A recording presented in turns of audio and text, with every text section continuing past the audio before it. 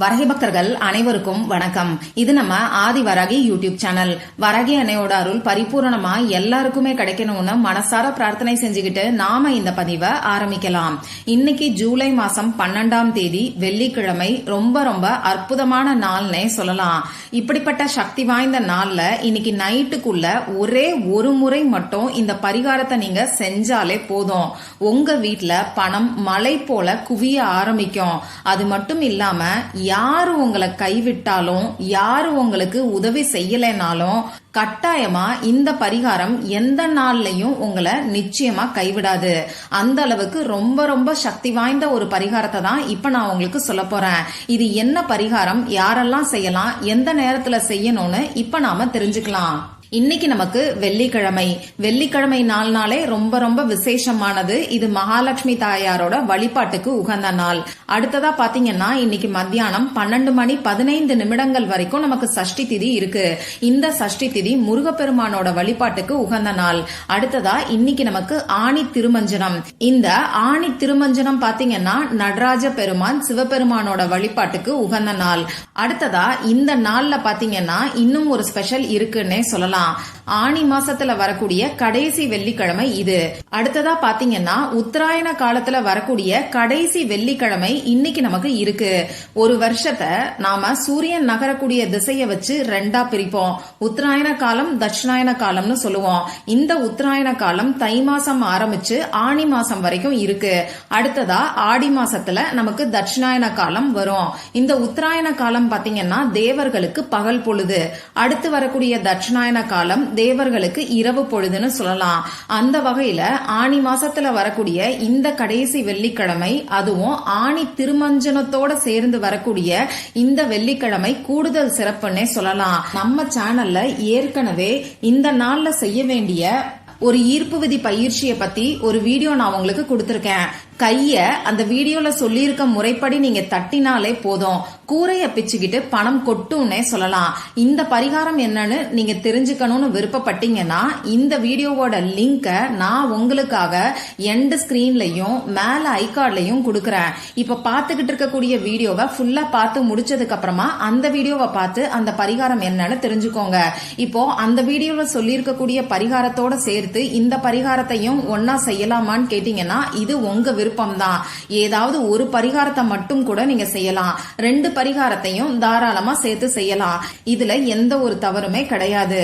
அந்த பரிகாரம் என்னன்னு நம்ம தெரிஞ்சுக்கிறதுக்கு முன்னாடி நம்ம சேனல்ல நேத்து வந்திருக்கக்கூடிய பாசிட்டிவ் ஃபீட்பேக், அதாவது சக்சஸ் ஸ்டோரிஸ் பத்தின ஸ்கிரீன்ஷாட்டை இப்ப நான் உங்களுக்கு ஸ்கிரீன்ல கொடுத்துறேன். இத பார்க்கும்போது உங்களுக்குமே ஒரு நல்ல மோட்டிவேஷன் கிடைக்கும். ஒரு சகோதரி நேத்து நம்ம வீடியோவை பார்த்துட்டு அதுக்கப்புறமா அவங்களுக்கு பணம் கிடைச்சதா சொல்லியிருக்கிறாங்க. அடுத்த கமெண்ட் பாத்தீங்கன்னா செவ்வாய்க்கிழமை அன்னைக்கு நான் போட்டிருக்கக்கூடிய வீடியோவை பார்த்து அவங்களுக்கு அதிசயம் நடந்துச்சுன்னு சொல்லியிருக்காங்க. அவங்க பையனோட காலேஜ் ஃபீஸ் கட்டுறதுக்கு 2 லட்சம் ரூபாய் அவங்க கைக்கு வந்து சேர்ந்ததாவும் அது எதிர்பாராத விதமா நடந்த அதிசயம்னு சொல்லி நன்றி சொல்லி அனுப்பியிருக்காங்க. அவங்க ஒரு சிவனடியாருங்கிறதையும் இந்த கமெண்ட்ல நமக்கு மென்ஷன் பண்ணிருக்காங்க. அடுத்ததா பாத்தீங்கன்னா ஒரு சகோதரி அவங்க கேட்ட அமௌண்ட்ல பாதி அமௌண்ட் அவங்களுக்கு கிடைச்சிருக்குன்னு சொல்லி நன்றி சொல்லி அனுப்பியிருக்காங்க. இன்னும் ஒரு சகோதரி பாத்தீங்கன்னா ஞாயிற்றுக்கிழமை அன்னைக்கு 7 நிமிஷம் இப்படி சும்மா உட்கார்ந்துருங்கன்னு சொல்லி ஒரு வீடியோ நான் உங்களுக்கு கொடுத்திருந்தேன். அந்த பரிகாரம் செஞ்சுட்டு நல்ல ரிசல்ட் கிடைச்சிருக்கு, நன்றின்னு சொல்லி அனுப்பியிருக்காங்க. உங்களோட பாசிட்டிவ் ஃபீட்பேக்க ஷேர் பண்ணிருக்கக்கூடிய எல்லாருக்குமே கோடான கோடி நன்றிகளையும் இந்த பிரபஞ்சத்துக்கும் நம்ம வாராகி அம்மாவுக்கும் மனப்பூர்வமான நன்றிகளை இங்க நான் தெரிவிச்சுக்கிறேன்.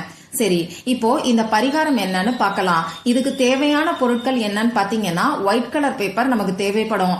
கட்டாயமா கோடு போடாத பேப்பர் மட்டும்தான் நீங்க எடுத்துக்கணும். அதே மாதிரி விசிட்டிங் கார்டு சைஸ்ல சின்னதா பேப்பரை நீங்க எடுத்துக்கோங்க. இப்படி பேப்பரை கிழிக்கும் போது கத்திரிக்கோல் வச்சு கட் பண்ணாம உங்க கையால கிழிங்க. இப்படி நீங்க கிழிக்கும் போது அந்த பேப்பர் கோணமானலா வந்தா கூட பரவாயில்ல, நீட்டா இருக்கணுங்கிற அவசியம் கிடையாது. உங்க கையில இருக்கக்கூடிய எனர்ஜி மூலமா அந்த பேப்பரை ஆக்டிவேட் பண்றதுக்காக தான் உங்க கையால பேப்பரை சின்ன சைஸ்ல கிழிக்க சொல்லி சொல்றேன். இது இந்த பரிகாரத்துக்கு ரொம்ப ரொம்ப முக்கியமானது.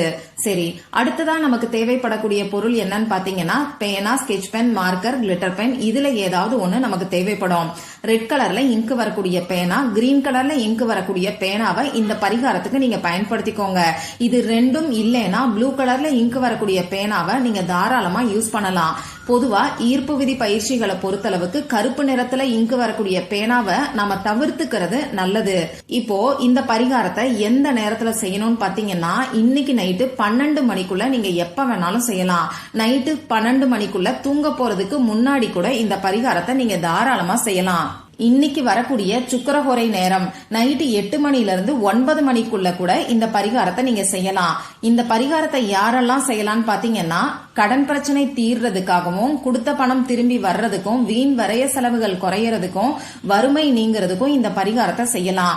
அதே மாதிரி வேலையில சம்பள உயர்வு கிடைக்கிறதுக்காகவும், தொழில்ல வியாபாரத்துல பல மடங்கு லாபம் பெருகிறதுக்காகவும் இந்த பரிகாரத்தை நீங்க செய்யலாம். பணவரவு அதிகரிக்கிறதுக்காகவும், பணத்தை சேர்த்து வைக்கிறதுக்காகவும் இந்த பரிகாரத்தை நீங்க செய்யலாம். இப்ப நான் சொன்ன குறிப்பிட்ட நேரத்துல அமைதியான ஒரு இடத்துல நீங்க உட்கார்ந்துக்கோங்க. இன்னைக்கு நமக்கு வெள்ளிக்கிழமை, இது சுக்கிர பகவானோட வழிபாட்டுக்கு உகந்த நாள். இந்த சுக்கிர பகவானுக்குரிய நம்பர்னு பாத்தீங்கன்னா 6. அடுத்ததா இன்னைக்கு நமக்கு சஷ்டி திதி இருக்கு. இந்த சஷ்டி திதி முருகப்பெருமானோட வழிபாட்டுக்கு உகந்த நாள்.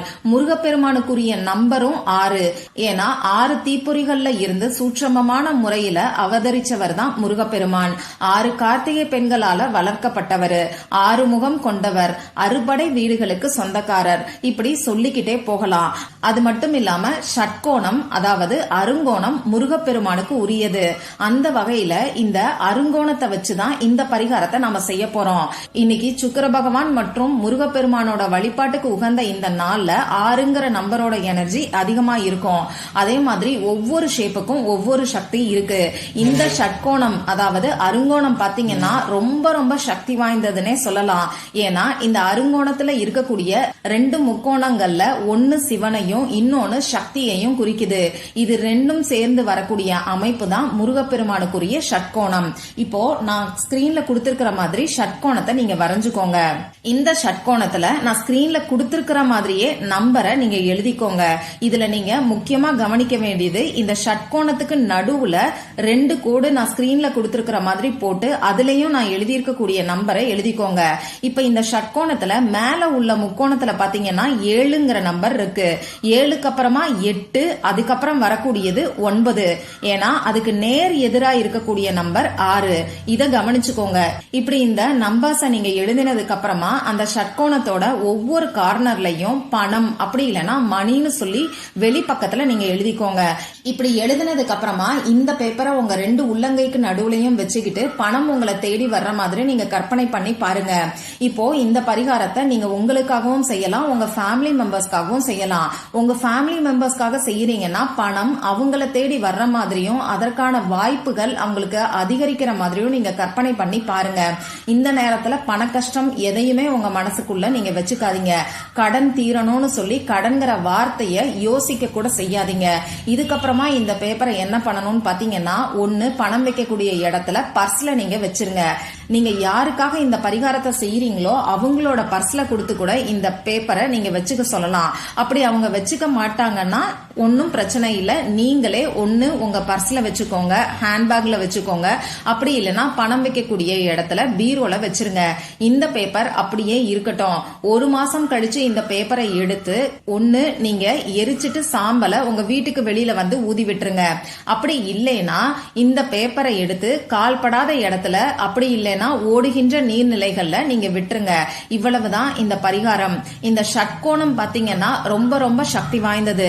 இந்த ஷட்கோணத்தை வச்சு செய்யக்கூடிய பரிகாரங்கள் எல்லாத்துக்குமே நிச்சயமா கை மேல பலன் கிடைக்கும். அதுலயும் இன்னைக்கு சுக்கிர பகவான் மற்றும் முருகப்பெருமானோட வழிபாட்டுக்கு உகந்த இந்த நாள்ல, கூடுதலா ஆணி திருமஞ்சனமும் இருக்கக்கூடிய இந்த நாள்ல நாம இந்த ஷட்கோண எந்திரத்தை வரைஞ்சு வைக்கும் போது நிச்சயமா நம்ம வாழ்க்கையில பொருளாதாரத்துல நல்ல ஒரு முன்னேற்றம் ஏற்படும்.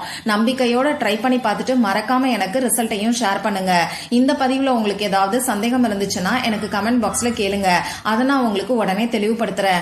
இந்த பதிவு உங்களுக்கு பிடிச்சிருந்தா லைக் பண்ணிட்டு உங்க ஃப்ரெண்ட்ஸ் அண்ட் ஃபேமிலி கூட ஷேர் பண்ணுங்க. இந்த மாதிரி அந்தந்த நாளுக்கும் நேரத்துக்கும் திதிக்கும் உரிய வழிபாடுகளையும் பரிகாரங்களையும் நீங்க மிஸ் பண்ணாம தெரிஞ்சுக்கிறதுக்கு நம்ம சேனலை மறக்காம சப்ஸ்கிரைப் பண்ணிட்டு பக்கத்துல இருக்கக்கூடிய பெல் ஐகானையும் பிரஸ் பண்ணிக்கோங்க. மற்றும் ஒரு பயனுள்ள பதிவுல நாம சந்திக்கலாம். நன்றி.